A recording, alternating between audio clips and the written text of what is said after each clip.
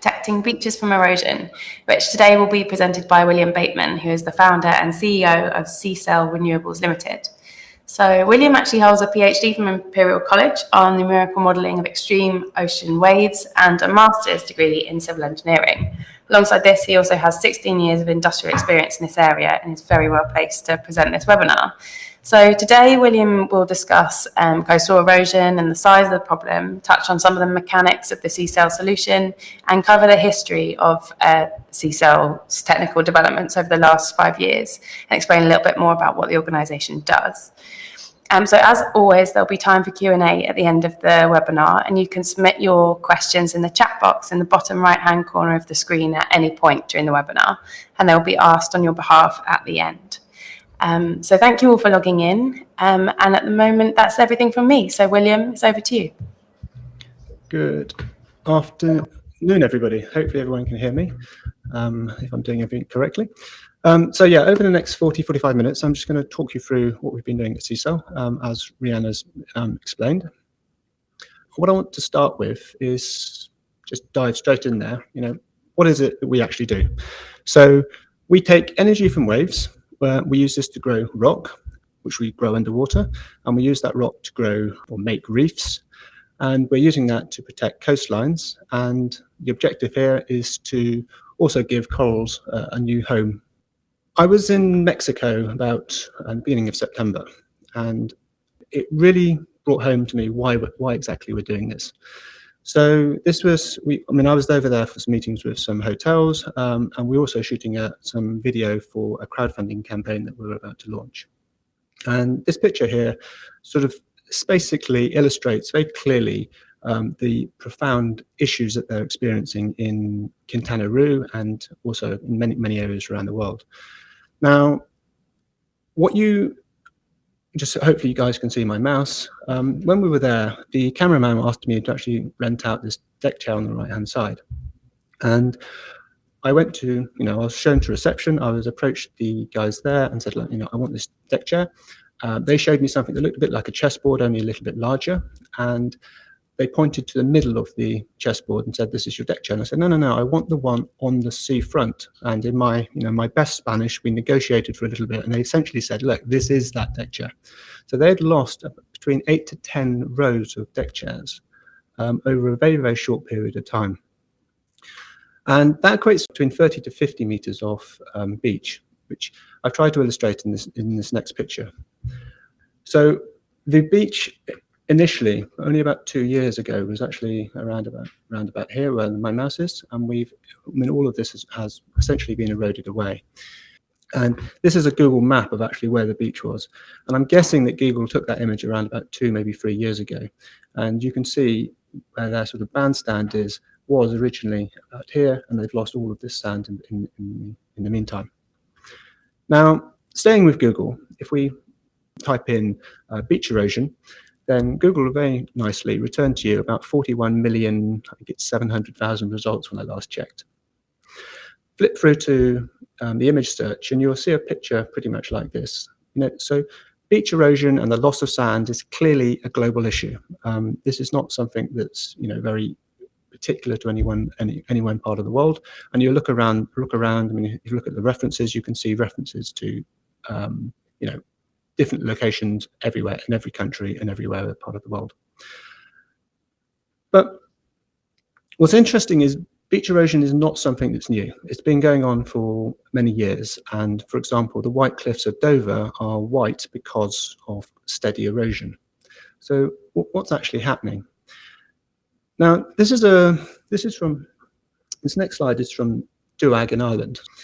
And 35 years ago, they woke up to discover that their beach had disappeared. So they had this beach in the sort of what you see on the bottom left-hand corner, and it suddenly looked like this on the top left-hand corner. They were obviously quite distraught. And then in May 2017, so a number of years later, it suddenly reappeared.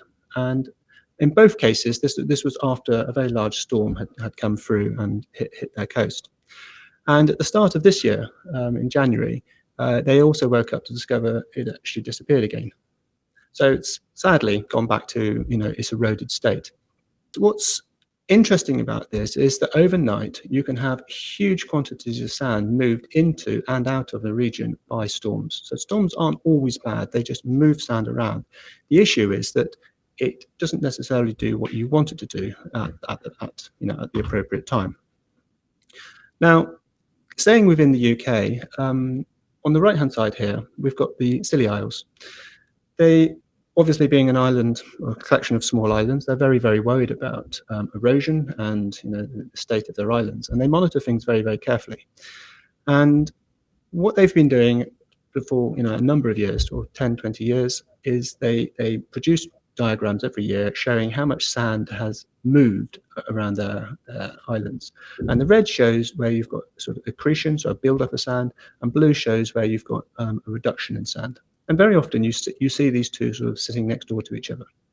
What's really interesting about the work that they've done is that when they actually sum up the amount of sand around all of those islands, they actually find that it's relatively constant. It's not changing as much as you might otherwise think, but it's just being quietly moved backwards and forwards between different parts and different of the islands and different beaches. Why is that? As a generality, if we look globally, we find that around about 70% of coastlines are experiencing increased erosion. A large part of that is due to changing wave patterns. Now, smaller waves, as you see from this top diagram, generally speaking, move sand in towards a beach. So they're good. We want those. The issue is when you have larger waves, and particularly when you have these sort of pounding, crashing waves that impact a beach, they tend to actually take sand away. So they're moving sand offshore. Big waves are not always bad. So, for example, in Hawaii, where they have fantastic beaches, you'll find that they also have very large waves, and the two can coexist. The issue is that the beach and the profile of the beach tends to be conditioned to the average conditions of the waves over a relatively large period of time, certainly a year. And when you suddenly change those conditions, i.e. you make them a little bit bigger, or you have more storms coming through, then suddenly you can have impact, quite significant changes. As you all have no doubt gathered from the fantastic series by David Attenborough, the global climate is changing at a rapid pace. And in particular, we have seen an 80% increase over the last 30 years of the frequency of severe storms and hurricanes. The hurricanes are also actually getting larger. So particularly, we've seen this just very recently with Dorian that hit Grand Bahamas. But it's the frequency that's particularly worrying. And last year, we actually saw hurricanes almost queuing up to cross the Atlantic. Now, on top of this, as David Attenborough has also shown very eloquently, is that we've seen a gradual erosion of glaciers and an increase in sea levels. And at the moment, they're rising by about 0.3 millimeters a year, which sounds not like a huge amount, 10 centimeters over 30 years, except this pace is set to increase. And a lot of the computer models are estimating that by the end of this century, we might see a 1 to 2.5 meter rise in sea levels. And that range is largely down to how we as humans decide we're going to, effectively behave or cut back on our CO2 emissions. Now, the statistics are horrific. 10% of the global population will live within 10 meters above the current sea levels. So, you might think, okay, well, they're above the 2.5, they're going to be fine. But if those storms actually now start to pick up, that extra, or that loss of 2.5 meters can have quite dramatic effects, as we actually saw in Grand Bahamas. And this also then leads into, just to name a couple of examples, some of the major cities of the world, like Osaka, for example, would see 5.2 million people displaced by 2.5 meters of water height. In Shanghai, we're displacing 17.5 million. And what I was amazed to discover is Miami would be completely submerged. And even under a 2 degrees warming scenario, which is, I think pretty likely, the entire bottom third of Florida would be submerged by the end of this century. Again, let's bring this back to England. What would that look like? In January 1953, the UK and Netherlands and Belgium experienced probably their worst flooding event I think ever recorded. And during that, over 300 people died in the UK, and in Netherlands, about 1,900 people, or over 1,900 people, died that night. And the event was triggered by a combination of three factors. First of all, there was a spring high tide, so that's completely predictable and normal, and it happens every year. We had a 1.1 meters thereabouts sort of high water mark in the North Sea along the eastern seaboard. What really caused the problem was we also had some very, very strong winds coming down the North Sea, which essentially pushed the water up against the land and also into Holland. So that's where you got your sort of storm surge from. And to really cap it off, we also had a low pressure front that was passing over the North Sea at the same time, and which essentially just sucked up the water. And what's really interesting is, playing a little bit with the numbers, is they ended up with, along this coast from sort of Norwich downwards, they ended up with sea levels being about 1 to 2.5 meters higher than the predicted high tide mark would have been. And that ended up with a huge amount of flooding and the loss of lives that I mentioned. We and the Danes have gone back and we've beefed up our defences, and we've put in place an awful lot of measures to prevent this happening again. And the Severn barrage in London is a good example of that. But when you actually look at what happened along this coast, it wasn't that they didn't have defences, and it wasn't that the defences weren't necessarily adequate, to cope with 2.5 meters of water height. It was the fact that the waves that came with that started to actually undermine those defences. There were something like 1,200 breaches of the flood defences over 24 hours. And it caused an awful lot of these defences to fail, and as a result, the water then had free access to flood in. How can we address that? Now, fortunately, as is very often the case, nature has a solution, and coral reefs are a phenomenal means of actually sort of fighting back against larger waves and some of the issues that we've just seen above. In fact, there's over 200 million people are protected more or less daily by the presence of coral reefs. And reefs achieve this simply by causing waves to break out at sea, but crucially, they take out the energy from in those waves. You can see the benefits of just a very simple reef pretty much everywhere you go.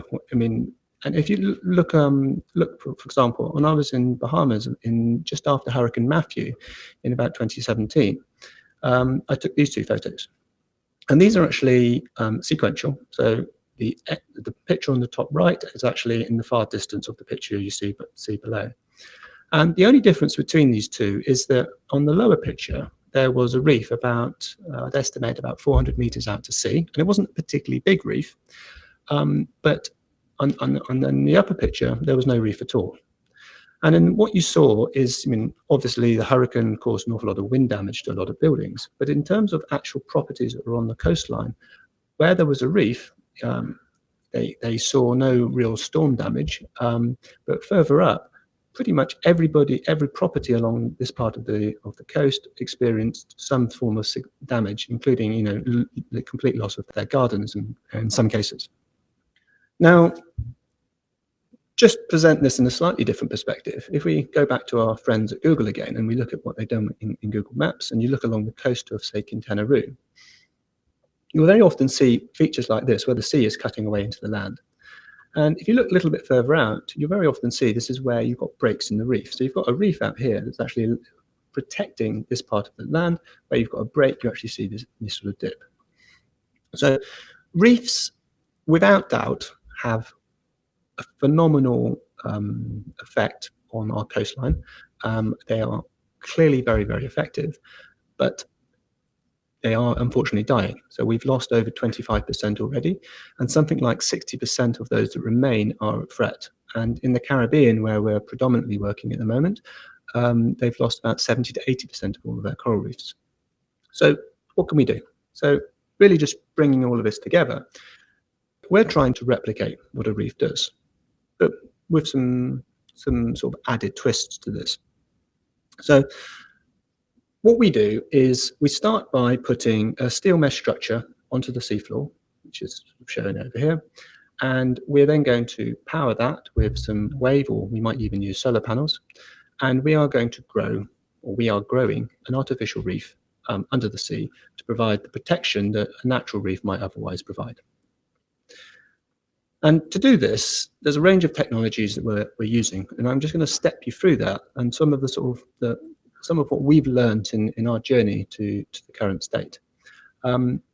Because I like to be slightly different, I'm going to do this a little bit backwards. So I'm going to talk initially around about the limestone, and then we're going to talk about the power management behind that, and then finally we'll talk about the wave paddle that we've been developing. So the process that we're using to essentially grow rock, it's not new. I mean, this has actually been around for, as a technique under the water, it's been around for about 30 years. And you may have actually come across this when you were first actually doing, chemistry at school. And this is a picture here I've shown. It's a tank that we have in our office here, and we just use it as a small demonstration. But essentially, that would be very similar to what you might have had in your chemistry class. And on the right-hand side, we have an anode. On the left-hand side, we have a cathode. And if you remember back to your chemistry class, you would have connected up some power to this, and you would have seen oxygen bubbles rising off the anode, and you'd have seen hydrogen bubbles rising off the cathode. Now, what you wouldn't have seen, this is on the next slide, is some hydroxide ions that would also be created. So this is the chemical reaction on the top right here. So around the anode, you would have seen these hydroxide ions, hydrogen ions, and around the cathode, you'd have seen these hydroxide ions. And if we just step that slightly forward, what's really interesting about those hydrogen ions is they actually combine with calcium carbonate that's actually naturally found within the seawater. And I'm going to focus in on calcium carbonate for now, but there are a lot of other minerals as well. And they break that calcium carbonate down into a highly charged calcium ion, and we have some hydrogen carbonate, or bicarbonate. And at the cathode, we also have this hydroxide ion that you again can't see, which actually does the exact opposite. So this charged calcium ion is essentially attracted across towards the cathode. I mean, it's highly charged, so it charges over there, and it meets the cathode, where it bumps into the hydroxide ions, and it also bumps into bicarbonate, which is also just readily available within the water, and then transforms back into our calcium carbonate. So in other words, we've actually taken our calcium carbonate, which was in solution in the seawater, before we even started. We've broken it down and we've displaced it across and put it onto our cathode. In other words, we're kind of creating a pump for calcium or calcium carbonate. And if you do that, this is a real life reef, and these little bubbles you can see coming off here are actually hydrogen coming off the cathode, and these are this is a sort of typical sort of structure, and you've got some corals that have been planted on here. And the most crucial thing to remember here is that the fish don't seem to be too bothered by what's going on. So the next part of the puzzle is, how do we actually provide power to that electrolysis? Because the electrolysis is not easy. You have to be quite careful what the power that you provide. So over the next couple of slides, I'm just going to step through all of the features that we needed in order to actually needed and or wanted in order to make the electrolysis work really well, but also so we could actually monitor and control what was going on. But before we get to that, I'm just going to step back a little bit and say, okay, well, first of all, we need some power from somewhere. And being that we want to move away from fossil fuels and diesel and all sorts of stuff, we obviously don't really want to be connecting to the grid, particularly on a lot of small islands. We want to be using renewable power where possible. And given that the waves are actually causing an awful lot of the damage, a lot of the erosion, our belief has always been that we ought to try and capture some of that power using wave energy. But at the same time, there are certain sites where waves doesn't lend itself, so we would use solar panels. So our electronic box in the middle here has actually got to be able to handle both of these types of systems. So we're quite agnostic in terms of power, but crucially, it's also got to be able to handle variations in the power that come from each of these devices. So with the wave paddle, for example, the wave conditions are always changing, but our device is actually moving backwards and forwards with time. So we're getting pulses of power coming from the wave paddle that are feeding back into electronics. And with the solar panels, well, as you can appreciate, at night time you have no power at all, but in the beginning part of the day, it starts, the energy starts to pick up, reaches a peak midday, and then it drops back off again. So at the beginning part of the day, what we would often do is we would only power, say, 1 or 2 units of our reef structure. So we break the reef up into a number of sections, and it allows us to independently power them. Now, we wouldn't want to starve, say, these guys for a long period of time, so we might power this for a minute. We could even just decide to power it for 10 seconds, and then we would switch the power to another part of the reef and then power that for a period of time, and so on and so forth. And then when you get to midday, you would then say, okay, I've now got full power available to me if it's coming from solar, so I'm going to essentially light up all of these different reefs and provide power to them all simultaneously. Now, just come back a little bit to the electrolysis we were talking about earlier. The power output that's coming from our box is also really, really important. So if you remember going back to your chemistry at school, you needed to provide at least 1.23 volts to the electrolysis in order to get that hydrogen and oxygen to bubble off. Otherwise, nothing would happen. But to complete some of those other parts of the chemical reaction that I showed earlier, in terms of breaking down the calcium and then reconstructing it, we actually need to provide a little bit more power than that. And when we do this process in the sea, you actually find the sea also starts to behave a little bit like a battery. So we're now actually having to put in about 3.5 volts up to about 5 volts to drive this system. And what you might have picked up on is that here's my cathode, here's the steel, and this is like a picture of a real piece with a steel bar in the middle, and we're growing our rock around the outside. So the rock is actually also slowly insulating the steel. So over time, we're also going to want to increase the voltage that we're putting in, because we want to we want to overcome this sort of resistance from the rock, and we want to continue to drive the reaction. Now, one of the things that we do within CCell is that we have worked very, very hard to model end-to-end absolutely everything we're doing. So from the way we're distributing the electricity around the reef to the CFD on things like the paddle, and obviously the electronics. And this is just a map showing, an illustration showing, this would be the anode. We would have our reef structure over the top, and we are looking at where exactly should we be positioning the anode in order to ensure that we get the most even distribution of rock across our structure. Now, this is a very simple structure, but of course you could have, you might stack these up. You might also want to add in different shapes. So, for example, some of the clients that we're talking with would like to have, for example, a heart, or they might want to have a turtle-shaped reef down there. So in order to be able to provide power to that, we have to think imaginatively about, where do we best position our anodes, and how do we actually control the power that we're delivering to that. The other thing that's crucial, and this is where this table comes in, is that, as you'll well appreciate, the sea doesn't just contain calcium carbonate and a little bit of salt. It actually contains a whole mirage of different chemicals.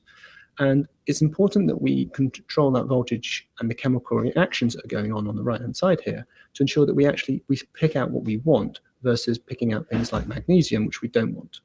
So for example, if you put too much power in, you end up with a very, very soft rock forming that you could almost carve your name in with a pen, because it has a constituency of, a little bit like cottage cheese. So it's quite soft. Now, having put this reef out there, we're also going to want to be able to monitor what's going on. I mean, we don't want to have to put divers into the water or go out and visit it all the time, and we certainly don't want to have to move things around if there are changes to the reef structure. So what we've also built into this box is health monitoring, from 2 different directions. First off, we can measure the resistance of every single one of our reef structures independently. And this means that, for example, if one of these structures was to be damaged, let's say after a hurricane or storm, or more likely, someone careers into it with a boat or something like that, we can actually detect that change, if it's a significant change, we can obviously send someone out to inspect it, but also we can actually now start to redirect power to that particular reef unit to actually help repair it in an optimal way. And the other side to this, of course, is we also want to be able to monitor our wave paddle, which is also sitting out in the ocean. It's being bashed around, and we want to be able to listen to the wear and tear on bearings and on seals, and ensure that it's actually operating well. And given that we want to do that monitoring, and we've got to send all that data back to ourselves here in the UK, it then just leads quite naturally on to saying, well, if you're doing that, why don't you also collect a lot of other data? So, for example, why don't we put some cameras down so we can actually now start to picture or send back pictures of what's going on the reefs? I mean, just like you see webcam cameras around the world, why can't we add those on?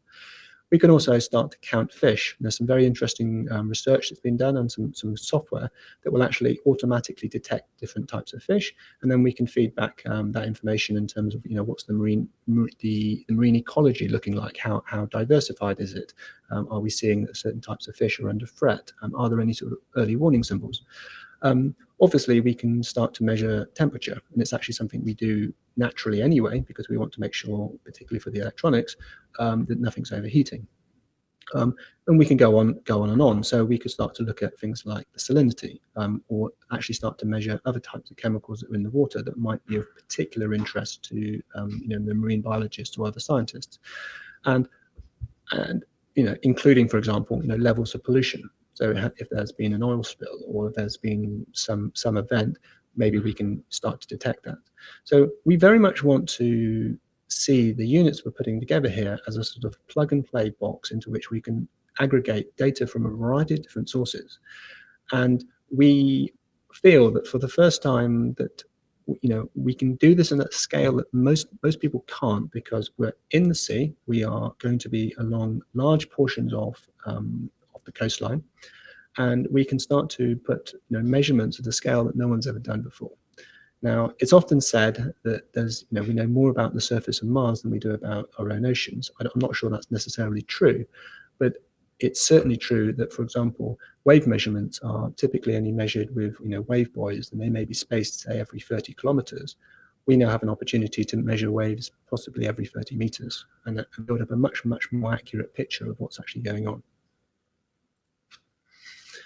Now, we're not marine biologists, so when it comes to corals, we have very much sort of handed over sort of, I wouldn't say responsibility, but we've sought support from a variety of other organizations. So as an example, right now we're working with the Living Reef Foundation in Bermuda, and they're running some trials using our kit. So this is the box that we sent out to them, and they are electrifying small patches of sort of reef structure, and they're putting onto this small corals. So the Living Reef Foundation in Bermuda are unique, well, maybe not perfect, 100% unique, but they're one of the few groups where they're trying to grow corals from polyps.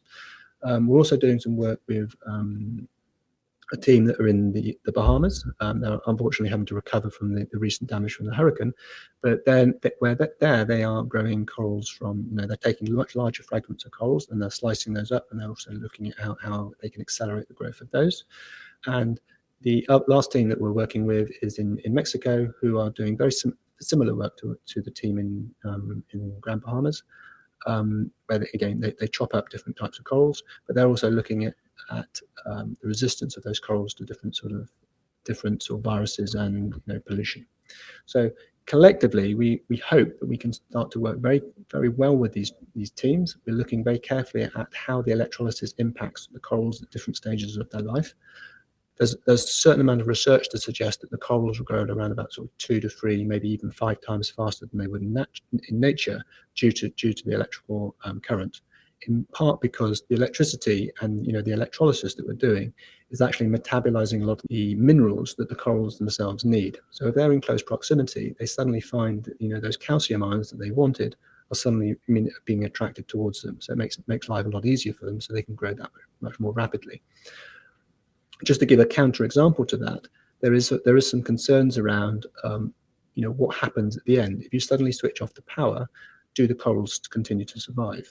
And there's been some studies where, where they have switched off the power and the corals have actually died off very quickly.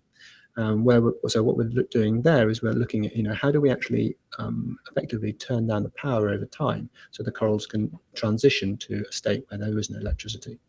And it's all looking, very promising.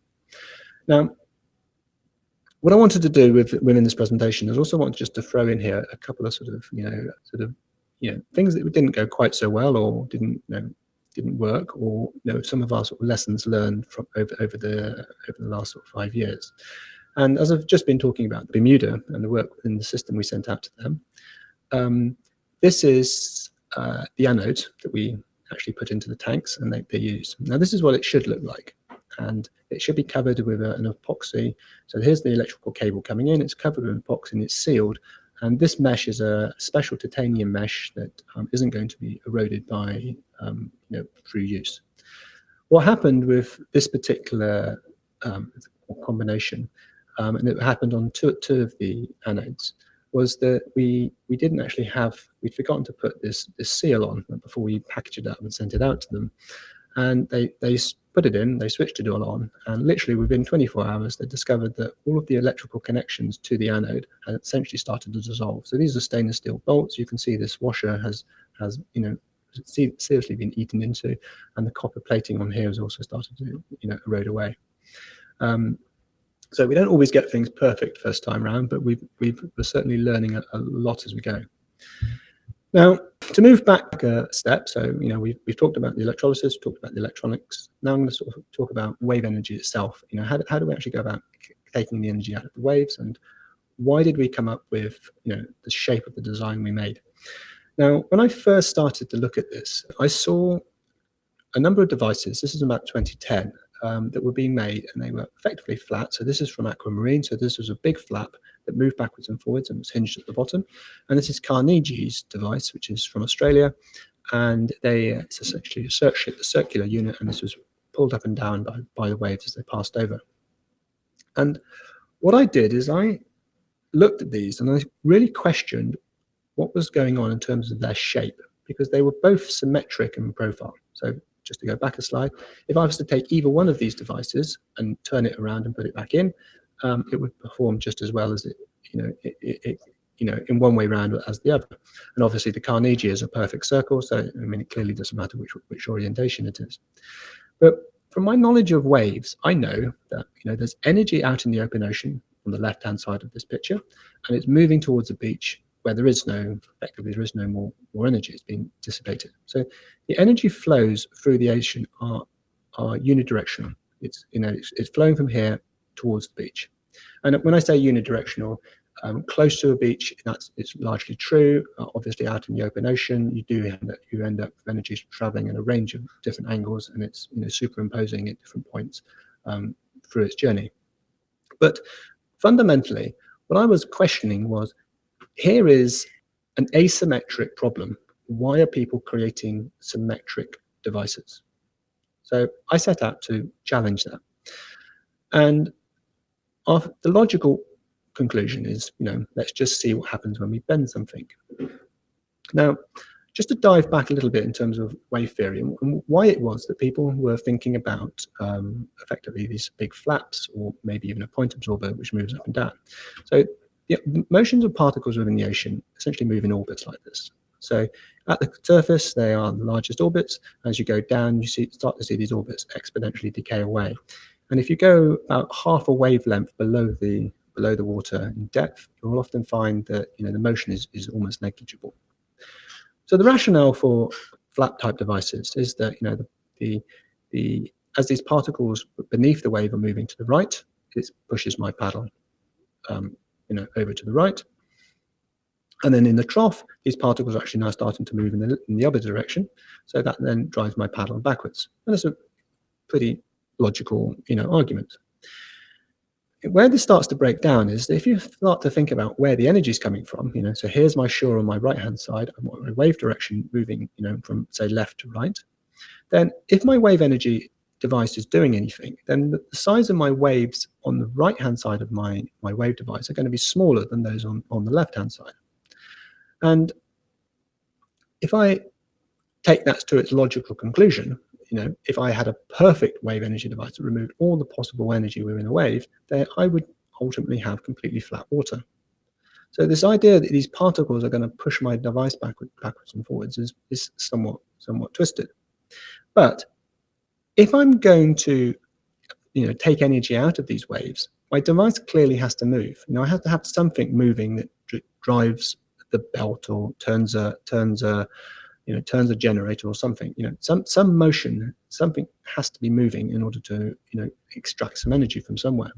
So as soon as I move, my problem is I'm actually starting to disturb the water on the right-hand side here. So I'm actually starting to create waves. So this is one of the sort of the paradoxes for most wave devices, is that they are both wave absorbers and wave makers.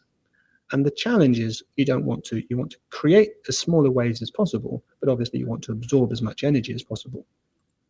Now, just looking around, and particularly given my history of working at Lloyd's Register, I was surrounded in ships for a long time, and there you have a very pointy bow on the front of the ship, which is designed specifically for that purpose of cutting through the water and essentially disturbing the water as little as possible. What we've done with the CCell device is, in a large sense, just chopped off the front of a ship, and that forms our shape. So we've got this sort of pointy shaped device that actually can cut through the water, with the intention of disturbing the water here as little as possible as it moves. But on the other side, we want this big bluff structure that will absorb as much power as possible from the waves as they come towards it. The reason this works in terms of, why does a point on the bow of a boat help? So what I've drawn here is a red line that shows where this paddle might be 3 or 4 seconds later. So if it's moved from here to here, all of the water that's between these two, the yellow and the red, has to be displaced. It has to move out of the way in order for the paddle to actually move into that space. And the reason you have that bow on the boat is we're displacing that water over a very long distance. So what you find here is you find waves propagating out radially from the paddle. If I just had a flat structure of the same width, I would displace the same amount of water, if we move the same distance. The difference is that the majority of those waves would then actually be traveling in one direction. And just to give it, the only equation within this presentation, wave energy is essentially proportional to the wave height squared. So if I'm displacing a certain amount of water and I can displace it over a longer distance, I can reduce the size of my wave height that's created. And because this is a squared effect, I now significantly reduce the amount of energy that I lose through dissipation. So our history really started in sort of 2012. So we started out with this very curved paddle. We were helped fantastically by UCL at that time, who allowed us to use their wave tanks for free. We then won some money with Innovate UK. So we did a number of projects with Bath University. So we sort of stepped up this, and again, still focused around the wave device, but looking at different concepts. And at that time, everything we were doing was around the concept of an aluminium or steel structure. And then as we progressed, we realized that actually we didn't like steel so much. So we moved to actually using composites. And that brings us through to the present day and the trials that we've been doing in Mexico. I'm just going to very, very, very quickly step through the next set of slides. So when we started with steel is phenomenally cheap. It's a really fantastic material in terms of strength to cost ratios, but it is rather heavy. And the problems we had with it was actually, in order to make our structure, we needed something that could float. It was lighter than water, so it stayed upright, which means we needed to put 2 skins onto it. Whilst at welding, the basic structure was very easy, and actually, putting this all together and getting laser cut steel and slotting it together was super quick. Welding the second skin on the outer side of this structure was an absolute nightmare. But also, steel is very inflexible. It kind of limits you in terms of the profile and the shape you're going to use. And on top of that, if we're building anything and you're putting it in the sea, steel rusts and it needs constant upkeep. So, which is why we very, very quickly moved to composites. And to build a unit in composites, you need a mold. And the quotes we were getting at that time for molds in the UK varied between sort of 50 and 150,000 pounds, which for us was just prohibitive, because we knew we weren't going to get the right shape in the first instance. We therefore needed we were going to have to go through at least 2 or 3 sort of iterations of the paddle shape until we got everything correct. Plus, we also needed to learn about composites. So we started to explore a number of different ways of building that mold using a sort of rib structure. In this instance, we tried using sort of steel skin to put on the outside. Didn't work. We ended up going back to a more sort of traditional wood. We then looked at different ways of actually applying the a glass fiber layer on top of the wood to actually help to seal it and create a nice smooth finish. And as a result of that, we can now pretty much put together a mold for somewhere between £1,000 and £2,000. We then went through a huge journey in terms of learning how to work with composites. One of the biggest problems that we had was in wanting to work in Mexico, because that's where there was a market. That's where where we wanted to do a lot of our testing, and there's also where the corals are. But the biggest single issue was actually where did the materials for the glass fiber come from? And whilst we'd done a lot of research beforehand, and we thought Mexico was a very established industrial nation and had all of these types of materials, when we got there, what we were told over the phone was somewhat different to what we found. So in our first iteration of the device, we managed to scrape together various bits of materials. Airbus actually ended up giving us some of the materials we needed in order to continue to build what we were doing. There was a lot of interest in Mexico, particularly in the town we were working in around what we were doing, because this is quite a new sort of way of building things and concept. And so we got a huge amount of support and help from a variety of different people. And then on these pictures, we're actually doing what's called an infusion. And to do this, you would inject resin in on like these different lines. So you start with A, you then move to B, then you move to C. And you can see here the resin actually rising up, coming up the device. And what we discovered as we were doing this, the first couple of infusions, is we could never actually get the resin actually to get all the way up to the top. And we actually ended up with patches where we just couldn't get the resin to. Another big issue we had early on was that we very often ended up taking parts of the mold with us. So the experts would tell you there's lots of waxes and layers of release film that you can put on, and we did all of that, and we still had problems. And it's partly because it's just the scale of what we were building compared with what a lot of people were doing was really difficult. And it's partly, maybe we didn't apply those materials or chemicals exactly right. But the end result was actually found a way of using some very, very thin layers of plastic that we found. And we put that on the mold first. And then when it came to release, rather than having to lift this off of a large crane, we could actually just lift it off of 2 people. So the damage that we were causing to the mold in each instance was now 0. Which is fantastic, because it means our mold can now be used hundreds of times to make the paddle. So this is a second generation of mold that we made. We still haven't got everything absolutely perfect, but we put our wood in, we're putting in green fillers in here to actually get the exact profile of what we wanted. We're now getting all of our pieces of cloth that we're putting on very, very accurately cut, and we have a very, very detailed process for putting that together, which is not uncommon to what you might otherwise expect, say, in the UK. And the great thing is we are now in a position of being able to make these paddles quite rapidly. So it takes about 4 days to make an entire paddle. They are roughly half the weight of what we were doing previously. And we're not 100% certain, but we think they're around about 50% stronger than what we've seen previously. At the same time as we're doing all that work in Mexico, we were also doing testing on our power takeoff system here in the UK. And we were very kindly helped by the National Physical Laboratory in London. There we were very worried about the amount of heat that we were going to be generating internally within our chambers, so within our power takeoff system, particularly when we put this in waters in the Caribbean, which are themselves quite warm. So what they did is they dropped it into a large tank, and they raised the temperature up to about 35 degrees C, and they ran some quite rigorous tests over a period of a week on the overall system. Now, our initial concern was actually around the electronics. We were very worried that the electronics, which are sitting in the central piece here, and I was showing you earlier, could get too hot. Turned out actually the electronics didn't get hot at all.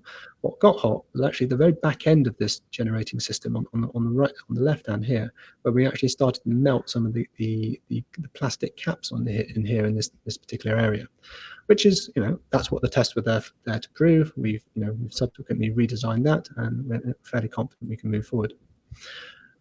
Back into Mexico, having made our paddles, we then sent that out to be for installation. It also had its sort of trials and tribulations, but the great thing is that we can install all the parts in a sort of piecemeal fashion. So no one part weighs more than about 100 kilos, which means that you only need a 2-man crew to actually install everything, and we don't have to use large boats, and we don't have to use anything scary. Overall, we are extremely happy about what we've managed to achieve with the CCell wave paddle. This is 80% lighter, we estimate, than any alternative that's out there, and certainly about 80% lighter than what a flat equivalent would be. Due to its curved shape, we've actually managed to increase the power output by about 2 to 3 times. And as I said previously, we're delighted that we can install this actually very, very rapidly. And just to put that in context with what was going on before we started, this is Aquamarine's device, and their target, they wanted to create a grid scale unit. It was 800 kilowatts. We're tiny in comparison, absolutely minuscule. We're like 200 times smaller. But what's more important is the numbers on the right hand side. So they're just their paddle, I think, weighed about 600,000 kilograms, 600 tons.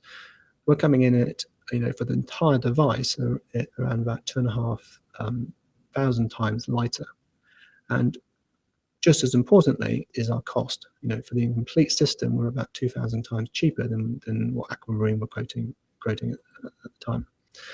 Now, this is really almost my last slide. It's gone over a little bit over time, I'm afraid. But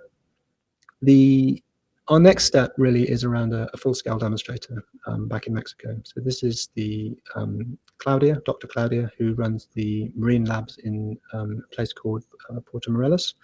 And we now have permissions from CONAB, who actually have control, own a lot of the sea here, with support from Amigos of Ciencan, who are the second largest NGO in Mexico, but manage, I think, the largest marine and also terrestrial parks in Mexico. And we've made some, and we've also got WWF, who are just going to keep a sort of peaky eye on what we're doing.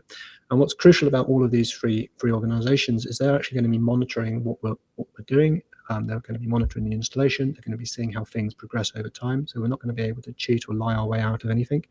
But we've also got fantastic support from the team that we've established in Mexico. And what we're going to be doing is installing 200 meters of reef. We're going to be putting about 3 paddles in, so there'll be 1 closer to shore and 2 further out to sea. We'll also be putting a solar array on land, so we'll be powering part of this using a solar array. And we estimate that after about 3, maybe 4 months, we will be installing corals onto there. So we'll be monitoring all of this, and we're essentially going to be turning this into a large marine lab. And if this all goes well, then what's crucial for us is that CONAB will then give us essentially a stamp of approval, which means that we now have permission to install this in other areas around Mexico really, really easily. So with that said, thank you very much for listening, and I'm sorry I've gone over time a little bit, but have you got any questions? Brilliant, thank you, William. That was really interesting to know a little bit more about what you're doing and the interesting stuff that you've got over in the Caribbean. Really interesting. We have completely run out of time, so I think the best way, I think if people have got questions for you, that they contact you directly using the contacts on the screen now. And we'll also share them when we put it up on the webinar, when we put the webinar back up on our website and things like that. So we can share that. Are you happy with that, William? Yep, that would be fine. Yeah, perfect. Okay, thank you. We'll make sure that they're included. So just for those who have logged in, make sure that you register this as CPD under the IES CPD tool under your membership. You can log in and record it there. Our next webinar will actually be on the 29th of October, and that's looking at illegal and damaging seafood industry up in Scotland and how we can attempt to achieve a productive, profitable, maybe sustainable fishing industry up there in the future. So do log into that if you are interested. The information is all on the IES website.